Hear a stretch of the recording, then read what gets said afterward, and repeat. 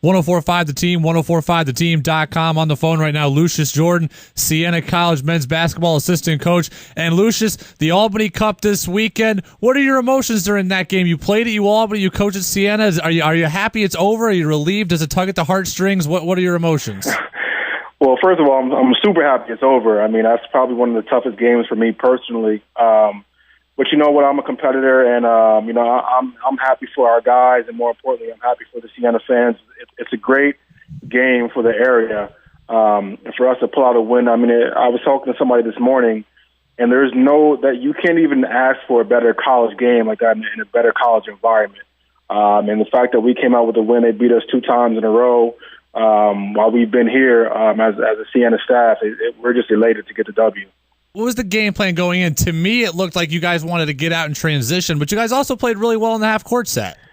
We did. You know what? We've been playing really well this season as far as picking up our tempo and controlling the pace and playing in transition, which we did really well early and often. But they were actually good in transition as well. We wanted to keep their guards out of the lane. I think we did a good job on Singletary, and obviously Julio had a great game. But this game is going to be big for our big men down low with Javion, Brett, and LeVon.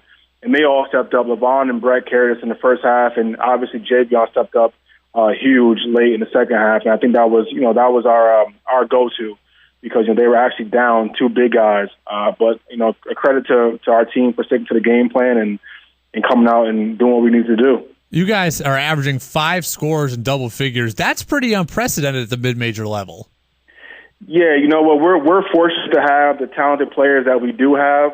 It's very hard to beat a team, like you said, when you have 5 guys averaging double digits, 4 of them being starters. Then with Nico Claris coming off the bench and giving us what he can give us. You never know what you're going to get from. You can't really prepare to guard one guy because again you have 4 other guys scoring in double digits. So.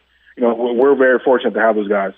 Now, you were on the UAlbany team that got to the first of Will Brown's NCAA tournaments, that hard-fought game when you were 16 seed, lost to UConn. What's harder? Is it harder to build the program up to get it to that level, or is it harder coming into Siena? You're trying to help rebuild a program with so much history. Which one's more difficult? I think it could go either way. I mean, I think it's very hard to build a program up that was already there because the pressure's on, especially with this type of fan base. They're used to winning and they expect to be in the NCAA tournament because they've had so much success. From previous year with previous coaches.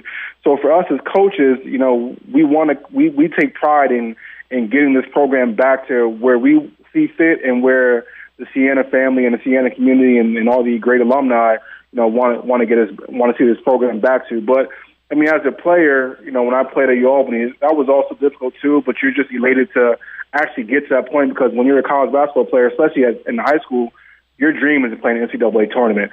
So you take a lot of gratitude and the fact that you work your butt off to get to that point. So I think it's like the lesser of 2 evils. So 11,000 fans almost into Times Union Center the other day, and a lot of people are saying they haven't seen an energy like that since the Ronald Moore, Edwin Ubelis, Alex Franklin, Siena teams. But also the MAC tournament is back in Albany again this year. So if the environment could be like that all the way through the regular season and the MAC tournament, you guys are going to be pumped for a great season here. No doubt. I think we played really well at home as we showed early. I mean, we've had a couple tough games on the road, especially with Duke and Wisconsin to start us off the season. But the fact that we have these fans, and I think our guys really feed off our home crowd, which is good for us. But we're playing really well at home. We got a couple of more games at home before we start our conference play. But to have our fans here, especially for the MAC tournament, I think we'll be just fine. We got to keep on sticking to our game plan and getting better every day. That's one thing we tell our guys: is make sure we're getting better every day, working hard every day, having fun every day, and the rest will take care of itself. Coach Patsos is on our station frequently with Armin and Levac, and he said he's tried to simmer down this year and take be more positive and be a little more mellow. What's it been like with the new Coach Patsos? It's been good. You know what? He's been great. I mean, he's going to have his own way, and I think sometimes when he is mellow, the guys are looking for him to fire them up, I should say. But he's been great. I mean, coach is coach. He's gonna be fiery at times. Sometimes he's gonna sit back and kind of give these guys confidence and let them play through stuff and let them figure it out themselves. But he's been great. We love being around him. The guys love playing for him. We love coaching for him as a staff.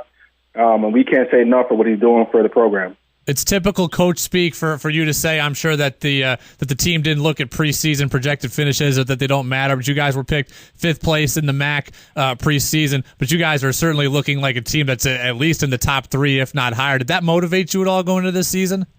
You know what? I think it motivated some guys. I think for the young guys, they don't realize how tough the MAC league actually is.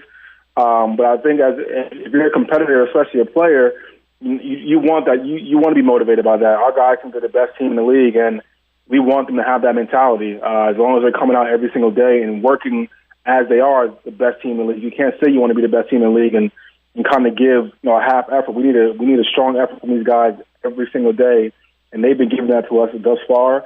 And I have no doubt in my mind that they're going to continue to do it. And I think they will continue to use that as motivation. I mean, Marquise uses things as motivation. Brett uses things as motivation. And those are our 2 leaders, and Jay Gunn himself and LaVon, and everybody else is just going to follow those guys. And, they've been doing. One thing I've wanted to know, and I haven't had anyone to talk to with a good perspective on this, and you're the guy, I think.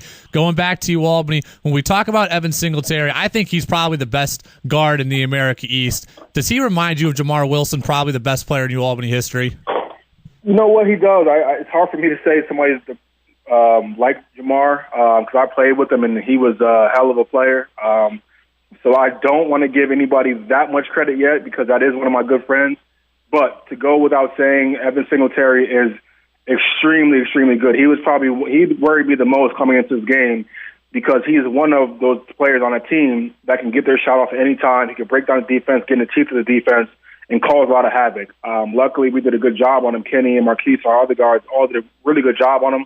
But that's, great players have off games.